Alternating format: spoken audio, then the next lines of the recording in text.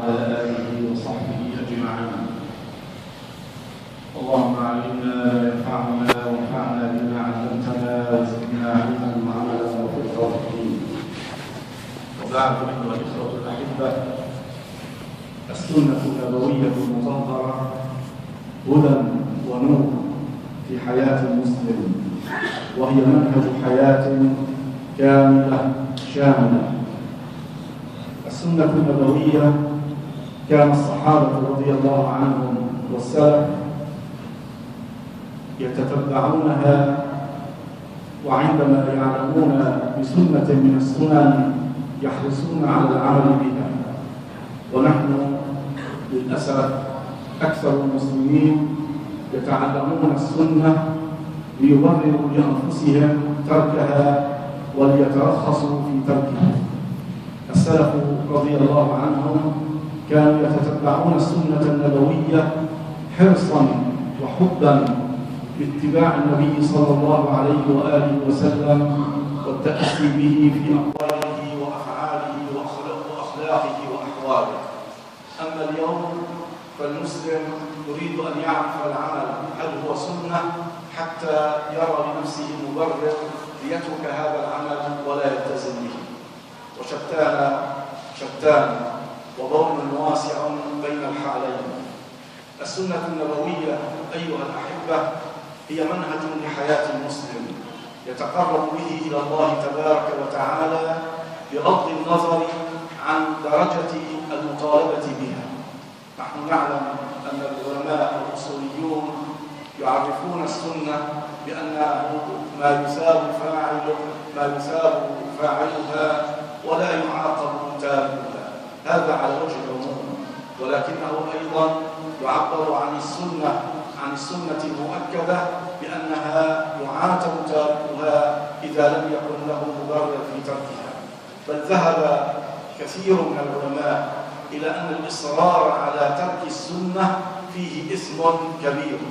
لماذا؟ لأنه إصرار على الابتعاد عن هدي النبي صلى الله عليه وآله وسلم في شأن من الشؤون. ودليل ذلك وارد، وهناك أمثلة عديدة في السنة تؤكد هذا المعنى.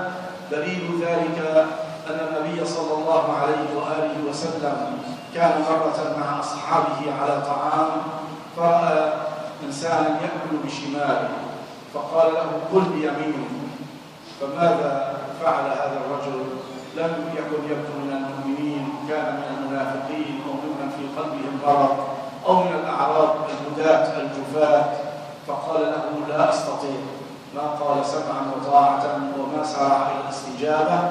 فدعا عليه النبي صلى الله عليه وآله وسلم قال له: لا استطعت. يقول راوي الحديث: فما استطاع أن يرفعها إلى فيه، ما استطاع أن يرفع يده الشمال إلى فمه. وفي رواية أنه ما قال ذلك إلا كبرا عن ماذا؟ عن أن يأخذ بهدي النبي صلى الله عليه وآله وسلم وسنته. فعاقبه الله عز وجل بأن دعا عليه النبي صلى الله عليه وآله وسلم فما استطاع أن يرفع يده إلى فيه. هذا مما يدل على أن التقصير في الأخذ بالسنة النبوية أو الإصرار على ترك السنة فيه مؤاخذة، وأقل هذه المؤاخذة معاتبة يوم القيامة، يعاتب على تركه لسنة النبي صلى الله عليه وآله وسلم. السنة النبوية خيراتها كثيرة وبركاتها عظيمة في حياة المؤمن، ويكفي أنها شهادة بحسن سلوك الإنسان. يعني عندما نسأل إنسان: لماذا فعلت هذا الفعل؟ فيقول: والله رأيت فلان من الناس يفعل هذا الفعل. طيب، وهل هناك حجة بفعل فلان؟ حتما سيسكت، لا يستطيع أن يقول: والله فلان فعله حجة على الناس، ولا هذا الإنسان فعله منزه أو ما إلى ذلك. أما عندما يجيبك فيقول: فعلت ذلك لأنه السنة، لأن النبي صلى الله عليه وسلم فعل ذلك، لأن من هدي النبي صلى الله عليه وسلم أن يفعل المسلم كذا وكذا. عند ذلك هذا الفعل الذي تفعله إنما أنت معك فيه دليل وحجة وشهادة بأنه عمل موثوق وعمل مرضي عند الله تبارك وتعالى ولا غبار عليه يعترض عليه إلا منافق أو من كان في قلبه مرض. إذن هي شهادة بحسن السلوك بالنسبة للمؤمن. اتباع النبي صلى الله عليه وآله وسلم فيها هذه المزية العظيمة، وهي أنها شهادة بحسن سلوك المؤمن.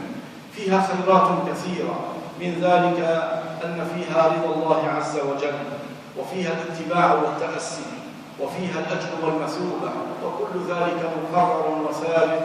بل إن هناك سننا عن النبي صلى الله عليه وآله وسلم جاء فيها الثواب بأن يحظى المؤمن بشفاعة النبي عليه الصلاة والسلام، مثل دعاء الأذان عندما يجيب المؤمن المؤذن فيقطع العمل الذي هو فيه، حتى لو كان تلاوة القرآن يقطعها لإجابة المؤذن.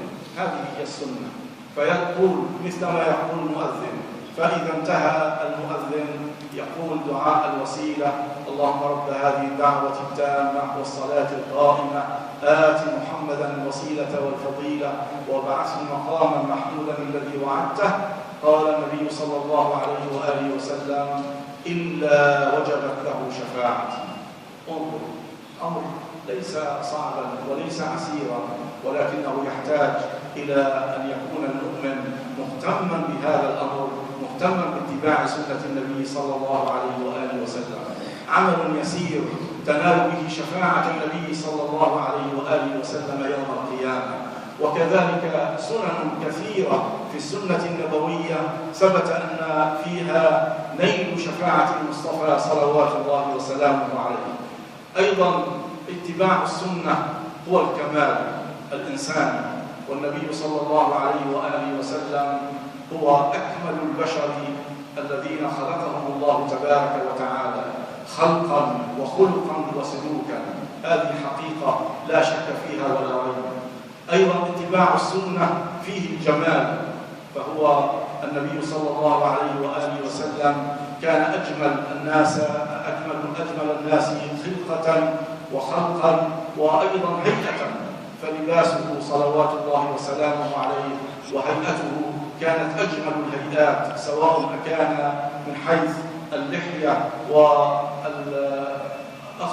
من الأمور التي يؤخذ منها والتي يعني تفعل والتي تترك في حياة الإنسان وفي سلوكه، فكلها سلوك جمالي وفيه الكمال. كما أن هدي النبي صلى الله عليه وآله وسلم فيه التوازن والاعتدال في حياة الإنسان، والإنسان عامة بين إفراط وتفريط. ما الذي يرده إلى حالة الاعتدال؟ إنما هو اتباع السنة. فقد ينهج الإنسان أحيانا وقد يرغب في العبادة فيتجه اتجاه فيه مبالغة. السنة النبوية ترده إلى الاعتدال في المأكل، في المشرب، في علاقاته، في قيامه الليل، في صيامه النهار، في علاقته بنسائه، في علاقته بأولاده. كل ذلك نرى فيه اعتدالا وفيه هديا نبويا كاملا وشاملا في حياة المسلم. في السنة النبوية أيضا تحبب للناس حتى يكون الإنسان كأنه شامع. انظروا إلى هذه الكلمة النبوية العظيمة: وتبسمك في وجه أخيك صدقة. عندما يلقاك الإنسان بالبسمة، أليس هذا الأمر يعني مدخل إلى القلب وإلى أن تحب هذا الإنسان، ولو لم تعرفه، ولو لم تعرف أباه، ولا لم تعرف يعني بلده أو أي شيء عنه، مجرد ما يلقاك المسلم بالابتسامة فتشعر بشكل لا شعوري أنك تبادله بالابتسامة المثلية. إذا هو سلوك محبب للناس.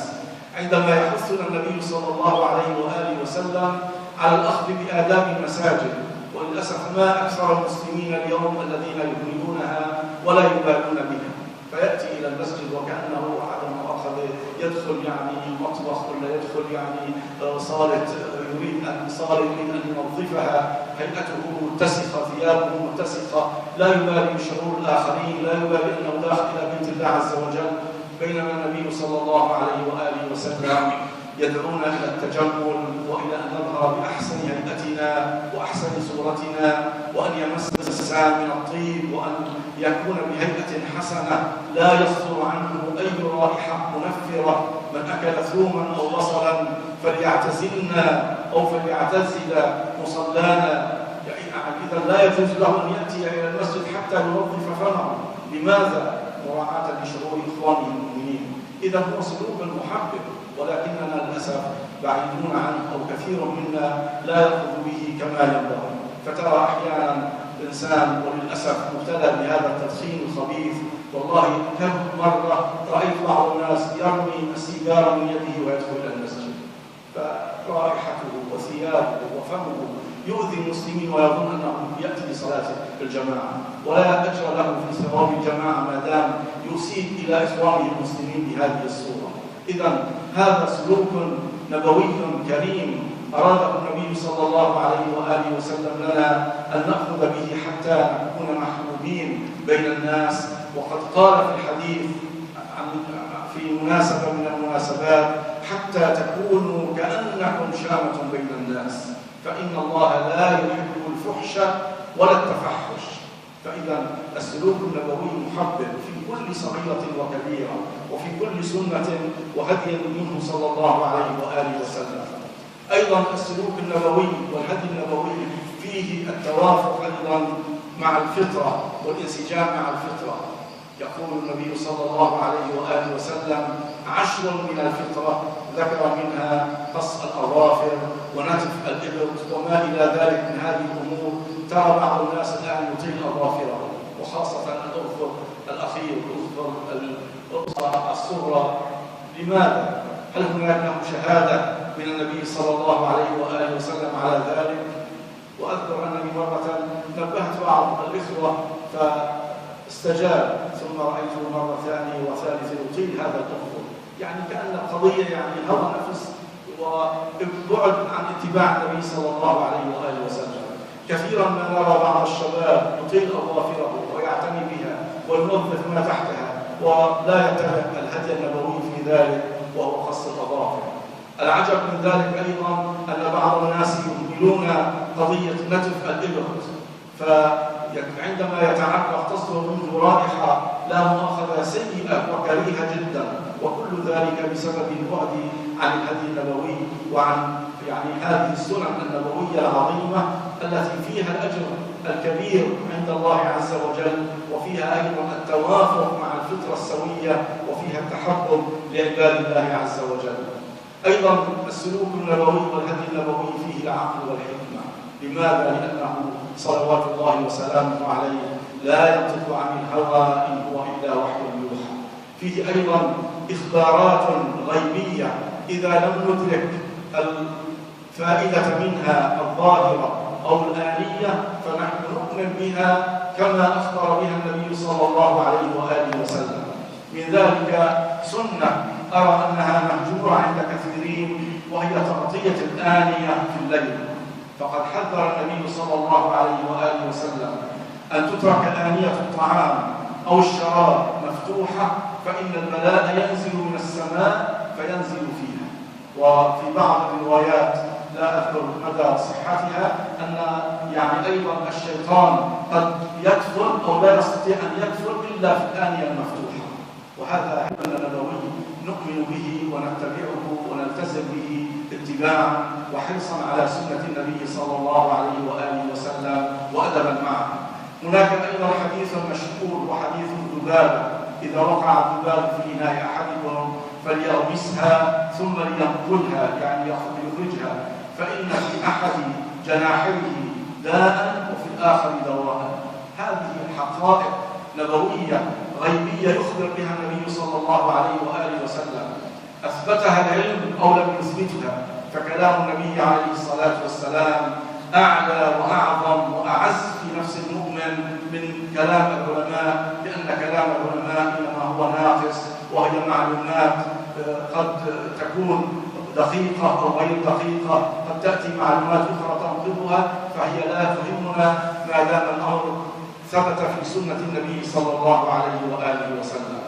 ففي هذه السنن تكريم للإنسان، وفيها أيضا هداية له بالسلوك الراشد الذي يجعله في خير من الله تبارك وتعالى وحفظه.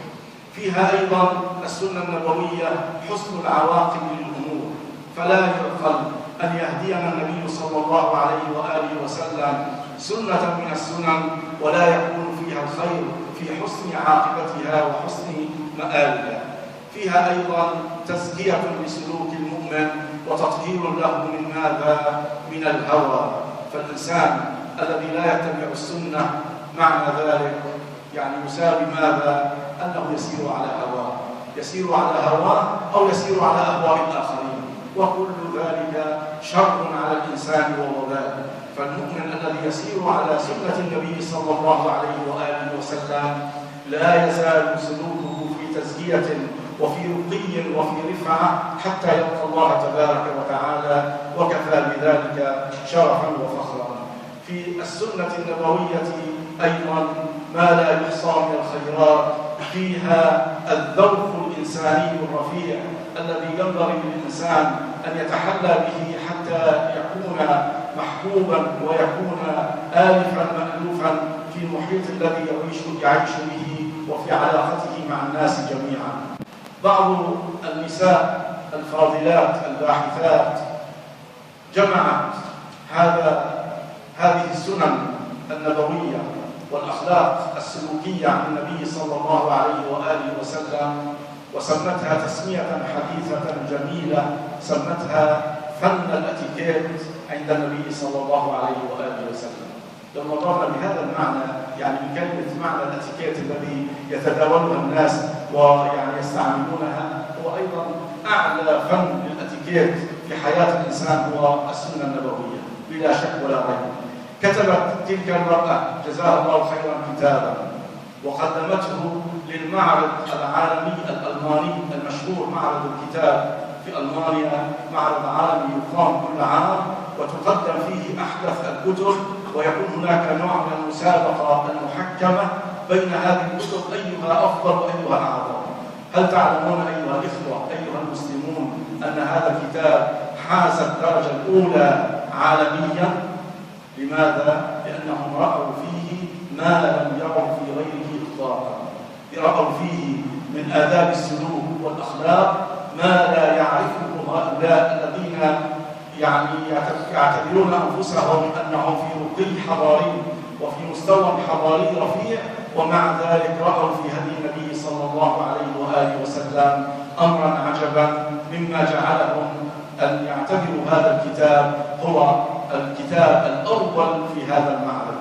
ونحن للأسف المسلمون سنة النبي صلى الله عليه وآله وسلم نسمع عنها ونعرف بها ونعلم كثيرا من السنن ولا نأخذ بها. نسأل الله تبارك وتعالى أن يردنا إلى هدي النبي صلى الله عليه وآله وسلم وسنته، وأن يوفقنا لاتباع النبي صلى الله عليه وآله وسلم في الأقوال والأفعال والأخلاق والأحوال، إنه سميع مجيب، والحمد لله رب العالمين.